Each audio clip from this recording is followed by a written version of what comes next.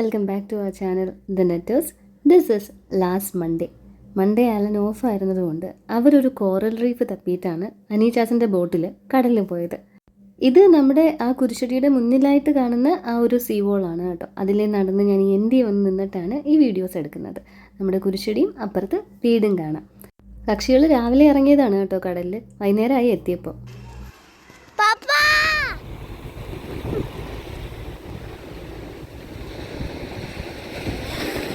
Boat കുരിശുമൂട്ടിലെത്തിയപ്പോഴത്തേക്ക് ഞങ്ങളും പോയി നിന്ന് കണ്ടു.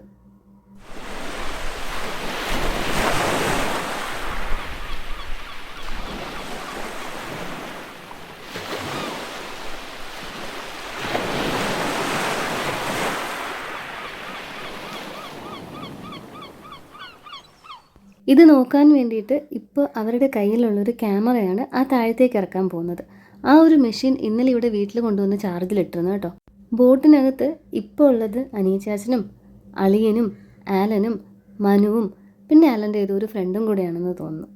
ഇതിനെ അങ്ങനെ ഇംഗ്ലീഷിൽ നമുക്ക് ബോട്ടെന്ന് പറയാമെങ്കിലും ഇത് വള്ളമാണ്. ബോട്ടെന്ന് നമ്മൾ പറയുന്നത് മറ്റേ വലിയ അതായത് ആ മേളൊരു ഹട്ടൊക്കെ പോലെയുള്ള ഫിഷിംഗ് ബോട്ടിനാണ് പറയാറ്. ഇതാണ് ഞാൻ പറഞ്ഞ മെഷീൻ. ഇന്നലെ നൈറ്റ് ഫുള്ള് വീട്ടിൽ ചാർജ് ചെയ്യാൻ കുത്തിയിട്ടിരുന്നപ്പോഴത്തേക്ക് ഞാൻ അതിൻ്റെ ചുറ്റുപാടൊക്കെ ഒന്ന് എടുത്തതാണ്.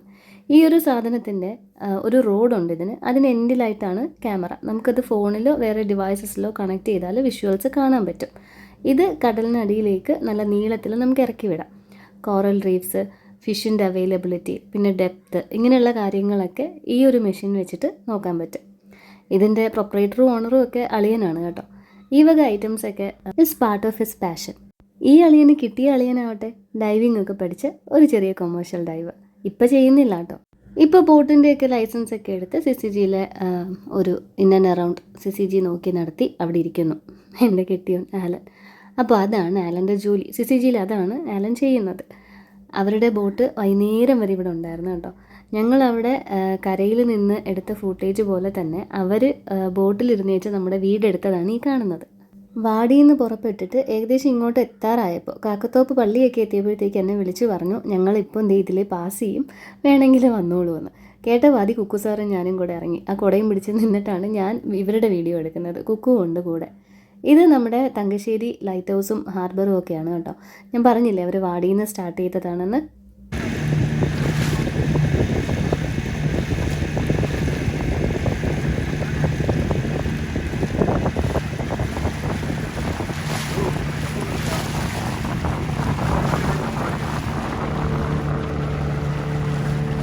അനീചാച്ചൻ്റെ വള്ളത്തിൻ്റെ പേര് സാന്റാമരിയ എന്നൊക്കെയാണ് ഞാൻ പറഞ്ഞിട്ടുണ്ടല്ലോ. ഇത് മറ്റ് വള്ളങ്ങളാണ് കേട്ടോ, ഫിഷിങ്ങിന് തന്നെ പോകുന്നത്. ഇവർക്ക് പോകുന്നതിന് വെള്ളയ്ക്ക് പോവുക, കറുപ്പിന് പോവുക എന്നൊക്കെ എന്തോ ഒരു പറച്ചിലൊക്കെ ഉണ്ട്. നേരം വെളുത്തിട്ട് പോകുന്നതിനോ നൈറ്റ് ഇറങ്ങുന്നതിനോ അങ്ങനെയൊക്കെ. ഇനി ഞാൻ എൻ്റെ മത്സ്യകന്യകനെ കാണിച്ചു തരാം.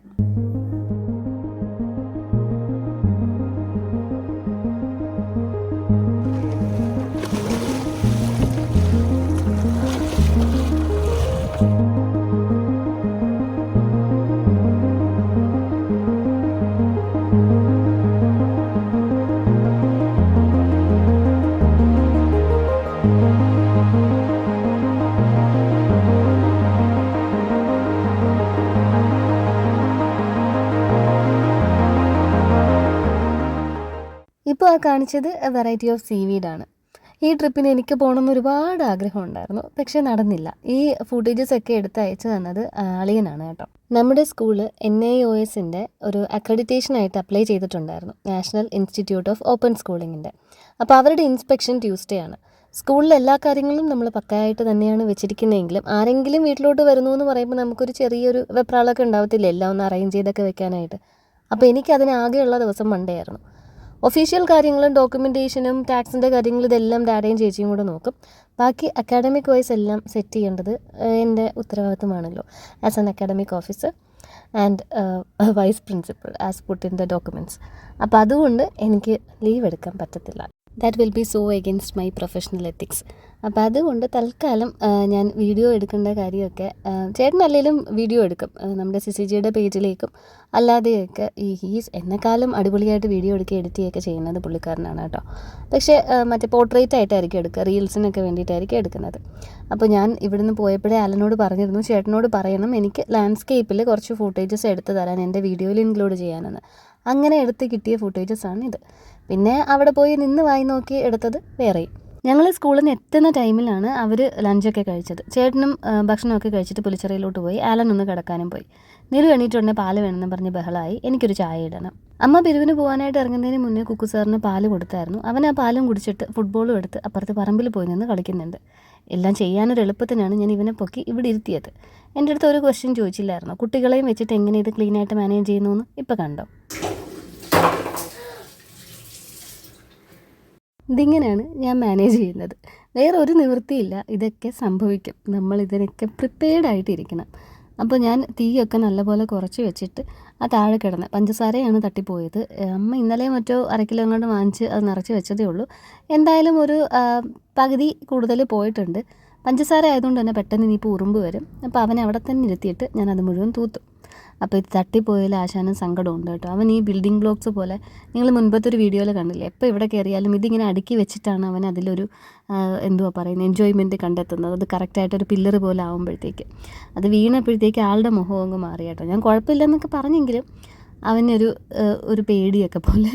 സാധാരണ അങ്ങനെയൊന്നും സംഭവിക്കാത്തതാണ്. ഇപ്പോൾ ഉറക്കത്തിൽ നിന്ന് എണീറ്റ് ആ ഒരു ഉറക്കച്ചടവിൽ ഇരിക്കുമ്പോഴാണല്ലോ ഇതൊക്കെ നടക്കുന്നത്. അതിൻ്റെ ഒരു ഇരിപ്പാണ് റംബോച്ച ഇങ്ങനെ ഇത്ര വിഷമിച്ചിരിക്കുന്നത് കേട്ടോ. അങ്ങനെ വീണ്ടും ഞാൻ തീയൊക്കെ കൂട്ടി വെച്ച് പാലും അവനുള്ള പാലും എനിക്കുള്ള കട്ടനുള്ള വെള്ളവും ഒക്കെയാണ് തിളച്ച് പൊന്തിയത്. ഞാൻ ഓൾറെഡി പറഞ്ഞു എന്ന് തോന്നുന്നു. പാത്രം കഴുകിക്കൊണ്ടിരുന്നപ്പോഴത്തേക്ക് പാല് പൊന്തി വരാറായി. അങ്ങനെ ആ കൈ വെച്ച് തന്നെ ഗ്യാസ് ഓഫ് ചെയ്തു. ഇനിയിപ്പോൾ അവിടെയും തുടയ്ക്കണം, ഇവിടെയും തുടയ്ക്കണം. നമ്മളിത് അപ്പോഴപ്പോഴും ചെയ്തു പോയാലേ ഇതിങ്ങനെ കിടക്കത്തുള്ളൂ. ഇപ്പോൾ വേണമെങ്കിൽ ഗ്യാസ് ഞാൻ സോപ്പിട്ട കൈ കൊണ്ടാണ് ഓഫ് ചെയ്തത്. അതെങ്കിൽ എനിക്ക് അങ്ങനെ വെച്ചിട്ടങ്ങ് പോകാം. പക്ഷെ പിന്നീട് അത് തുടച്ചെടുക്കാൻ നേരത്ത് ഒരു വൈറ്റ് പാച്ചായിട്ട് അവിടെ ഇരിക്കും. പിന്നെ തുടയ്ക്കാനായിട്ട് അത് ബുദ്ധിമുട്ടായിരിക്കും. ബുദ്ധിമുട്ട് അത്ര ഇല്ല, എന്നാലും ഇപ്പം തന്നെ ചെയ്യുന്ന അത്ര എളുപ്പമാവത്തില്ല കാര്യങ്ങൾ. അപ്പോൾ അതാണ് എൻ്റെ ഞാൻ കിച്ചൺ നീറ്റായിട്ട് വെക്കുന്നതിൻ്റെ മെയിൻ റീസൺ. ഞാൻ അരപ്പ് പുരട്ടുമ്പോൾ ഒരു തുള്ളി തെറിച്ച് ആ ഒരു സ്ലാബിലേക്ക് പോയാലും ഞാൻ അപ്പം തന്നെ ഫ്രീ ആയിട്ടിരിക്കണം എൻ്റെ കൈയെടുത്ത് മോപ്പെടുത്ത് അതൊന്ന് നല്ല രീതിക്ക് തുടച്ച് വയ്ക്കും. ഇനി കൗണ്ടർ ടോപ്പിലാണെങ്കിൽ ആ ഒരു ക്ലോത്ത് എടുത്ത് ടവലെടുത്ത് അവിടെ അങ്ങ് തുടച്ച് മാറ്റും. അതങ്ങനെ ഇട്ടിട്ട് ഞാൻ ബാക്കി ചെയ്യത്തില്ല. അങ്ങനെ നമ്മളിത് കഴിഞ്ഞിട്ട് ഒതുക്കാമെന്ന് വെച്ചാൽ ഈ നേരത്തെ പറയുന്ന പോലെ എന്ത് ഉണ്ടാക്കിയാലും അവസാനം ഒരു ലോഡ് പാത്രം കാണും കഴുകാനായിട്ട്. അതിൻ്റെ കൂടെ ഇതും ചെയ്യേണ്ടി വരും. അപ്പോൾ ഇങ്ങനെ ഒന്ന് തൊട്ടും തൂത്തുമൊക്കെ പോയി കഴിഞ്ഞാൽ ലാസ്റ്റ് ലോഷൻ ഒരു 3 തുള്ളി അവിടെ ഇവിടെയും സ്പ്രേ ചെയ്ത് ഒറ്റയടിക്ക് അങ്ങ് തുടച്ചു മാറ്റാം. അമ്മ പിരിവിന് പോകുന്നതിന് മുമ്പ് 2 അട ചെയ്ത് വെച്ചിരുന്നു. സ്ലാബിൻ്റെ അകത്ത് തേങ്ങയും പഞ്ചസാരയും ശർക്കരയൊക്കെ നിറച്ചത്. അതും എടുത്ത് ചായ എടുത്ത് ഞങ്ങളിതേ വെളിയിൽ വന്നിരുന്നു. ഇവിടെ വന്നിരുന്നതും അടുത്ത വീഴ്ചയ്ക്കുള്ള ആ പാലും കുപ്പിയായിട്ട് താഴെ വീഴാനുള്ള പ്രിപ്പറേഷൻസൊക്കെ ആയി. പിന്നെ ഒരു കൈ കൊണ്ട് ഈ എന്ത് കാര്യവും നമുക്ക് ചെയ്യാൻ പറ്റും. അതായത് എൻ്റെ കാര്യം പറയുകയാണെങ്കിൽ എനിക്ക് മൾട്ടി ടാസ്ക് ചെയ്യാനൊക്കെ നിസ്സാരമായിട്ട് പറ്റും. പക്ഷേ ഇവനെ നോക്കുന്നതും വേറൊരു കാര്യമായിട്ട് ചെയ്യാൻ എനിക്ക് ഭയങ്കര പാടാണ്. മൂൺ വന്നു കേട്ടോ, അത് ഞാൻ കാണിച്ചു തന്നതാണ്. ഞാൻ എവിടെയോ വായിച്ചിട്ടുണ്ട്, taking care of a child or taking care of 2 children is very easy. But അത് അല്ലാതെ if you have to do anything other than that, to put it in simple words, it is very easy to take care of a child. But it is very difficult to take care of something else while you have a toddler to watch over. അപ്പോൾ അതാണ് ഇവിടെ നടക്കുന്നത്. അമ്മയില്ലെങ്കിൽ എന്തെങ്കിലും 2-3 സാധനമെങ്കിലും താഴെ വീഴുകയും പൊട്ടുകയും ഒക്കെ ചെയ്യും. അബിയുടെ ബർത്ത്ഡേ ആയിരുന്നു കേട്ടോ 2 ദിവസം മുന്നേ. അപ്പം ഞാൻ വിളിച്ച് ചോദിച്ചതാ, ഇവിടെ പായസവും വന്നില്ല, കേക്കും വന്നില്ല, എല്ലാം എവിടെയെന്ന്.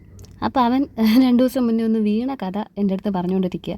ആ ഒരു കൈയാണ്, നിങ്ങൾ ശ്രദ്ധിച്ചിട്ടുണ്ടെങ്കിൽ മനസ്സിലാവും, മോഹൻലാലിനെ പോലെയാണ് നടന്നു വന്നത് ഇപ്പോൾ ഇവിടെ നിൽക്കുന്നത്. അത് ശ്രീധരൻ്റെ തിരുമുറിവ് കാണിച്ചു തരികയാണ് കേട്ടോ ഫോണിൽ. അവൻ വീണ കാര്യമൊക്കെ പറഞ്ഞുകൊണ്ടിരിക്കുകയാണ്. അപ്പോൾ 13ന് കുഞ്ഞുവാവ വരുമെന്ന് പറയുന്നു. മുൻപ് ഞാൻ പറഞ്ഞിട്ടില്ലേ, ഈ കുരിശുമൂട്ടിലെ 2 കുഞ്ഞയാണ് ഉള്ളത്. ഒന്ന് കുഞ്ഞുവാവ എന്ന് വിളിക്കുന്ന ഞാൻ, പിന്നെ ഒന്ന് കുഞ്ഞൻ വാവ എന്ന് വിളിക്കുന്ന അവന്. അപ്പോൾ അബിയുടെ ഏറ്റവും ഇളയ അനിയനാണ് കുഞ്ഞൻ വാവ. ഇവർ തമ്മിൽ കണ്ടില്ല, കുറച്ച് നാളായി കണ്ടിട്ട്, കുറച്ച് വർഷങ്ങളായി കണ്ടിട്ട്. അപ്പോൾ ഇവൻ തിരിച്ച് പോളണ്ടിലേക്ക് പോകുന്നതിന് മുമ്പ് അവനൊരു 10 ഡേയ്സിലെ ലീവിന് വരുന്നു അത്രേ. അങ്ങനെ അതൊക്കെ കഴിഞ്ഞിട്ട് തേഞ്ഞൊട്ടിയിരിക്കുന്ന എൻ്റെ ചാനലിലെ വീഡിയോയുടെ കൗണ്ടും സബ്സ്ക്രൈബർ കൗണ്ടും ഒക്കെ നോക്കി നെടുവീർപ്പിട്ട് ഞാനിങ്ങനെ ഇവിടെ മെല്ലെ കിടക്കുകയാണ്. ഇനി ഡിന്നറൊക്കെ ഉണ്ടാക്കണം. കുറച്ച് ബ്രെഡ് ഇരിപ്പുണ്ട്, അതിലാണ് എൻ്റെ കണ്ണ്. അതുള്ളത് കൊണ്ട് എന്തെങ്കിലുമൊക്കെ തട്ടിക്കൂട്ടാം. അങ്ങനെ കിടന്ന് തന്നെ നേരം അങ്ങ് ഇരുട്ടി, സന്ധ്യയായി, ഉഷസ്സായി. പിന്നെ എന്തോ ഒരു ലൈനുണ്ടല്ലോ അങ്ങനെ. 3-ാം ദിവസമായി. കർത്താവിൻ്റെ ഉയർപ്പിനെ കുറിച്ചിട്ടാണെന്ന് തോന്നുന്നത്. അപ്പോൾ ഇതേ കെറ്റിൽ കുറച്ച് വെള്ളം എടുത്ത് വെച്ചു. ഇനി ബ്രൊക്കോളിയും പൊട്ടാറ്റോ, ബീൻസ്, ക്യാരറ്റ് ഇതെല്ലാം കൂടെ ഒന്ന് ചോപ്പ് ചെയ്ത് ഒന്ന് സ്റ്റീം ചെയ്ത് അതൊന്ന് സ്റ്റിർ ഫ്രൈ പോലെ ചെയ്തിട്ട് ഞാൻ ഒരു ഗാർലിക് ബട്ടർ സാൻഡ്വിച്ച് ഉണ്ടാക്കാമെന്നാണ് വിചാരിക്കുന്നത്. എളുപ്പമാണ്, മൊത്തം തട്ടിക്കൂട്ട് പരിപാടിയാണ്. ഈ ഫാൻസി പേരൊക്കെ ഉണ്ടെന്നേ ഉള്ളൂ. അപ്പോൾ നമുക്ക് പരിപാടി അങ്ങോട്ട് തുടങ്ങാം. ഈ ബ്രോക്കോളിയിലും കോളിഫ്ലവറിലും ഒക്കെ ചെറിയ പുഴുക്കളൊക്കെ ഉണ്ടാവുമല്ലോ. അപ്പോൾ അതുകൊണ്ട് ആദ്യം അത് നല്ല വൃത്തിയായിട്ടൊന്ന് കഴുകിയെടുക്കണം. അപ്പോൾ ഇത് കഴുകാനായിട്ടാണ് ഞാൻ ആ ചൂടുവെള്ളം കെറ്റിലിൽ വെച്ചത്. ഈ സാധനം കഴുകുമ്പോൾ ഉപ്പും മഞ്ഞപ്പൊടി ഇട്ട വെള്ളത്തിൽ, ചൂടുവെള്ളത്തിൽ ഒന്ന് നന്നായിട്ട് മിക്സൊക്കെ ചെയ്ത് കഴുകിയൊക്കെ എടുക്കണം. അപ്പോൾ അതിൻ്റെ കൂടെ ഞാൻ വിചാരിച്ചു ബാക്കി എല്ലാ പച്ചക്കറികളും ഒരുമിച്ച് അങ്ങ് കഴുകിയെടുക്കാമെന്ന്. പിന്നെ സാൻഡ്വിച്ചിലേക്ക് വേണ്ട ബട്ടറും 2 എഗ്ഗ് മാത്രമേ ഫ്രിഡ്ജിൽ ഇരിപ്പുള്ളൂ. അതും എടുത്ത് വെളിയിൽ വെച്ചു. ഇവിടുത്തെ നമ്മുടെ കട പുള്ളി ഹാൻഡ് ഓവർ ചെയ്തു. സെൻസങ്കിൾ എന്ന് കുക്കു വിളിക്കുന്ന സ്റ്റെൻസിലാവൂസ് അങ്കിൾ കട കൊടുത്തു വേറൊരു പാർട്ടിക്ക്. അവർ അത് ഓപ്പൺ ആക്കിയിട്ടുണ്ട്. പക്ഷേ എനിക്ക് തോന്നുന്നു ഒരു സ്റ്റാർട്ടിങ് ട്രബിളുണ്ട്. ടൈം ഫ്രെയിം ഒന്നും കറക്റ്റ് ആയിട്ടില്ല ഇതുവരെ. അപ്പോൾ നമ്മൾ വിചാരിക്കുന്ന സമയത്ത് കട തുറന്നിരിക്കത്തില്ല. പിന്നെ ഈ കടൽ മൊത്തം കിടന്ന് നീന്തിയ കെട്ടിയവനോട് ഇനി കടയിൽ കൊണ്ട് പോകണമെന്ന് പറയുന്നത് ദ്രോഹമല്ലേ. അതവിടെ കിടന്ന് ഉറങ്ങുകയാണ്. അതുകൊണ്ട് ഞാൻ അലനെ വിളിച്ചില്ല. കുക്കുവിനെയും വിളിക്കാൻ പോയില്ല. അവനും ഇവിടെ കളിച്ചുകൊണ്ടിരിക്കുകയല്ലേ. ഇത് മതി, എനിക്ക് വലിയ വിശപ്പില്ല. ഞാൻ ആ ഒരു അട തിന്നായിരുന്നല്ലോ. ബ്രോക്കോളി അങ്ങനെ ചെറിയ പീസസ് ആയിട്ട് അരിഞ്ഞെടുത്തു. പൊട്ടറ്റോയും ക്യാരറ്റും പീൽ ചെയ്തു. കുറച്ച് ബീൻസും കൂടെ എടുത്തിട്ടുണ്ട്. ഇനി ഇതെല്ലാം നമുക്ക് കണ്ടം തുണ്ടങ്ങ് അരിയാം. വലിയ ഇതൊന്നും വേണ്ട, ഷേപ്പിൽ അങ്ങനെ വേണമെന്നൊന്നുമില്ല. മൊത്തത്തിൽ സ്റ്റീംഡ് വെജീസ് ആയിട്ട് എടുക്കാം, ഉപ്പും കുരുമുളകും ഇട്ട്. പക്ഷേ എനിക്ക് ഇത്തിരി ഒലിവ് ഓയിലും കൂടെ ഒന്ന് ചിക്കി എടുത്താൽ ഇത്തിരി കൂടെ രുചി തോന്നുന്നത് കൊണ്ട് ഞാൻ അങ്ങനെ ഒന്ന് എടുക്കാൻ പോവാണ് കേട്ടോ. ഗ്ലഞ്ചും എണ്ണ ഒഴിച്ച് തോരനും മെഴുക്കുവരട്ടിയൊക്കെ ചെയ്യുന്ന നമുക്ക് ഈ സ്റ്റീംഡ് വെജീസൊക്കെ കഴിക്കാൻ ഇത്തിരി ബുദ്ധിമുട്ടുണ്ടായിരിക്കും. നിങ്ങൾക്കുണ്ടാവില്ല, എനിക്കുണ്ട്. അതുകൊണ്ട് ഞാൻ ഇത്തിരി സ്റ്റിർ ഫ്രൈ പോലെ ചെയ്തെടുക്കാമെന്ന് വിചാരിച്ചു. അങ്ങനെ എല്ലാം അരിഞ്ഞ് ആ ഒരു ബൗളിലേക്ക് തന്നെ ഇട്ടു. ഇനി ഈ ബൗളിൻ്റെ അകത്തോട്ട് കുറച്ച് ഉപ്പും കുറച്ച് മഞ്ഞൾപ്പൊടി ഇട്ട് കെറ്റിലുള്ള ചൂടുവെള്ളവും ഒഴിച്ച് നന്നായിട്ട് ഇതൊന്ന് ഇനി മിക്സ് ചെയ്യണം കേട്ടോ. ഇപ്പോൾ ഇതിൻ്റെ അകത്തോട്ട് കൈയിടാൻ പറ്റാത്തതുകൊണ്ട് ഞാനൊരു വുഡൻ സ്പാറ്റുലയാണ് യൂസ് ചെയ്യുന്നത്. അത് നല്ല രീതിയിൽ മിക്സ് ചെയ്ത് കുറച്ച് നേരം ഞാൻ അങ്ങനെ വെച്ചിരുന്നു. എന്നിട്ട് അത് മൊത്തത്തിൽ ഊറ്റിക്കളഞ്ഞിട്ട് ഇത് തന്നെ നമുക്കൊരു പാത്രത്തിലാക്കി സ്റ്റീം ചെയ്തെടുക്കാം. ഊട്ടപാത്രത്തിലേക്കാണ് ഞാനിപ്പോൾ അത് ഒഴിച്ചത്. എന്നിട്ട് നമ്മൾ എപ്പോഴും ചോറ് വാർക്കാനിടുന്ന ആ ഒരു വെസലിൽ തന്നെ അതിൻ്റെ അകത്ത് തന്നെ കുറച്ച് വെള്ളം വെച്ച് ഗ്യാസിലേക്ക് വെച്ചിട്ട് അതിന് മീതേക്ക് ഈ ഊട്ടപാത്രം വെച്ച് ഇനി ഇത് നല്ല രീതിക്ക് ഒന്ന് അടച്ച് ഒരു ലോ ടു മീഡിയം ഫ്ലെയിമിൽ, തീ കൂട്ടിയാൽ പെട്ടെന്ന് താഴത്തെ വെള്ളം ഇതായി പോവും, പിന്നെ പാത്രം കരിയും. അതുകൊണ്ട് ലോ ടു മീഡിയം ഫ്ലെയിമിൽ വെച്ചിട്ട് അതൊന്ന് സ്റ്റീം ചെയ്തെടുക്കാം. ആ ഗ്യാപ്പിന് ഞാൻ ആ ബൗളും അങ്ങ് കഴുകി മാറ്റി. ഇനി നമുക്ക് കുറച്ച് ഗാർലിക് ബട്ടർ ഉണ്ടാക്കണമല്ലോ. സാധാരണ ബട്ടറിൽ ടോസ്റ്റ് ചെയ്യുന്നതിനേക്കാളും ഒരു ചേഞ്ച് ഓഫ് ടേസ്റ്റ്. ബ്രെഡ് വാങ്ങിച്ചിട്ട് 2-3 ദിവസമായി. ഇതിനിടയ്ക്ക് പീനട്ട് ബട്ടറും നോർമൽ ബട്ടറും ജാമും ഒക്കെ കൂട്ടി അത് കഴിച്ചു. അപ്പോൾ ഒരു മടുപ്പ് മാറ്റാനായിട്ട് ഗാർലിക് ബട്ടർ ഉണ്ടാക്കാം. മിക്സിയുടെ ജാറിലേക്ക് തൊലിയുരിച്ചെടുത്ത് കുറച്ച് വെളുത്തുള്ളിയും ഇത്തിരി ചുവന്ന മുളകും കൂടി ഇട്ട് അരച്ചെടുക്കാം.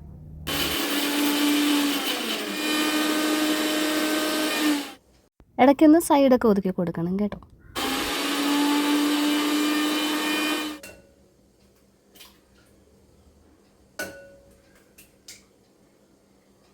എന്നിട്ട് നമ്മുടെ സാൻഡ്വിച്ചിൻ്റെ അകത്ത് വെക്കാനായിട്ട് ആ ഉണ്ടായിരുന്ന 2 എഗ്ഗ് എടുത്ത് അതിൻ്റെ അകത്തേക്ക് ഉപ്പും ഇത്തിരി കുരുമുളക് പൊടിയും മാത്രമേ ഇടുന്നുള്ളൂ.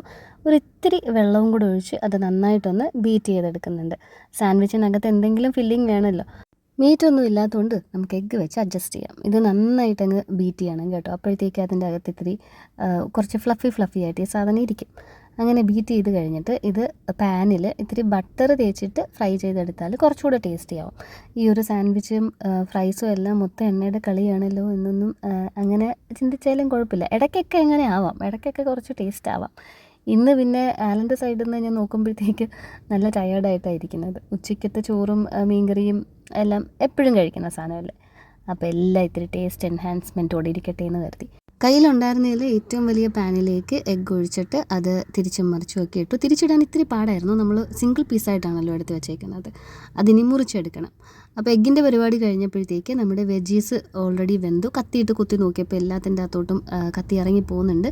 ഒലിവ് ഓയിൽ ഒഴിച്ചിട്ട് ഈ പച്ചക്കറികളെല്ലാം കൂടെ തട്ടിയിട്ട് അതിലേക്ക് ഇത്തിരി ഉപ്പും ഇത്തിരി കുരുമുളക് പൊടിയും പിന്നെ നേരത്തെ പറഞ്ഞ പോലെ ടേസ്റ്റ് എൻഹാൻസ് ചെയ്യാനായിട്ട് ഞാനൊരു ലേശം ടൊമാറ്റോ സോസും ഒരു 2-3 തുള്ളി സോയാ സോസും കൂടെ ആഡ് ചെയ്ത് കൊടുക്കുന്നുണ്ട് കേട്ടോ. ഈ സോസൊക്കെ ഒഴിക്കുമ്പോഴത്തേക്ക് തീ നല്ല കുറച്ച് വെക്കണം, അല്ലെങ്കിൽ ഒരു ഓക്വേർഡ് ടേസ്റ്റ് വരും. ചേർക്കേണ്ട സാധനങ്ങളൊക്കെ ചേർത്ത് കഴിഞ്ഞാൽ ഇത് നമുക്കൊരു 2 മിനിറ്റ് വേണ്ട 1 മിനിറ്റ് ഒന്ന് അടച്ചു വയ്ക്കാം, നന്നായിട്ടൊന്ന് മിക്സായി വരാനായിട്ട്. എന്നിട്ട് ഞാൻ ആ എഗ്ഗ് നേരത്തെ പറഞ്ഞ പോലെ ഇതിൻ്റെ അകത്ത് ബ്രെഡിനകത്ത് വെക്കാനാണല്ലോ. അപ്പോൾ എന്നെക്കൊണ്ട് പറ്റുന്ന പോലെ സ്ക്വയർ ആക്കാൻ ശ്രമിച്ചിട്ടുണ്ട്. ചില പീസസൊക്കെ സൈഡിൽ നിന്ന് വരുന്നതൊന്നും അത്ര സ്ക്വയർ ആയിട്ടുണ്ടാവത്തില്ല. എന്നാലും പറ്റുന്ന പോലെയൊക്കെ അത് മുറിച്ച് ഞാൻ വേറൊരു പാത്രത്തിലേക്ക് വെച്ചു. എണ്ണ ഒരു സൈഡിലോട്ട് ഇത്തിരി വന്നിട്ടില്ല കേട്ടോ, അവിടെ ഇത്തിരി അത് ഒട്ടിപ്പിടിക്കുകയും ചെയ്തു. ഇനി ഗാർലിക് ബട്ടറിന് നമ്മൾ അരച്ച് വെച്ചിരിക്കുന്ന സാധനവും ബട്ടറുമായിട്ട് മിക്സ് ചെയ്തിട്ടില്ല. ബട്ടർ ഞാൻ കുറച്ച് നേരത്തെ എടുത്ത്, അതായത് ഈ പരിപാടി തുടങ്ങുമ്പോഴത്തേക്ക് എടുത്ത് വെളിയിൽ വെച്ചത് നിങ്ങൾ ശ്രദ്ധിച്ചിട്ടുണ്ടാവും. ബട്ടർ ഒന്ന് മെൽറ്റ് ആവണം. നമുക്ക് മിക്സ് ചെയ്യാൻ നേരത്ത് അതിങ്ങനെ കുഴഞ്ഞ് വരണം. അപ്പോൾ അതിനായിട്ടാണ് ഞാൻ വെയിറ്റ് ചെയ്തത്. അതിപ്പോൾ ആ ഒരു പരുവത്തിലേക്ക് എത്തി. ഒന്ന് അമർത്തിയാൽ ഉടയും. ഇനി ഇത് നന്നായിട്ടൊന്ന് ഇളക്കി മിക്സ് ചെയ്യാം. ഗാർലിക്കും ആ ഒരു ചില്ലി ഫ്ലേക്സും ബട്ടറും കൂടെ നല്ല രീതിയിൽ മിക്സായി വരും. ഉപ്പൊന്നും ചേർക്കേണ്ട കാര്യമില്ല. പിന്നെ ഇതെല്ലാം മാറ്റി വെച്ചിട്ട് നമുക്ക് ബാക്കി പാത്രം കഴുകാം. ഈ സാൻഡ്വിച്ചൊക്കെ ചൂടോടെ തിന്നാനാണ് അതിൻ്റെ ഒരു ടേസ്റ്റ്. പ്രത്യേകിച്ച് ഈ ഗാർലിക് ബട്ടർ സാൻഡ്വിച്ച് ആകുമ്പോൾ ഗാർലിക്കിൻ്റെ ആ ഒരു മണം, വെളുത്തുള്ളിയുടെ മണം കുറച്ച് ഓവർ പവറിങ് ആണല്ലോ.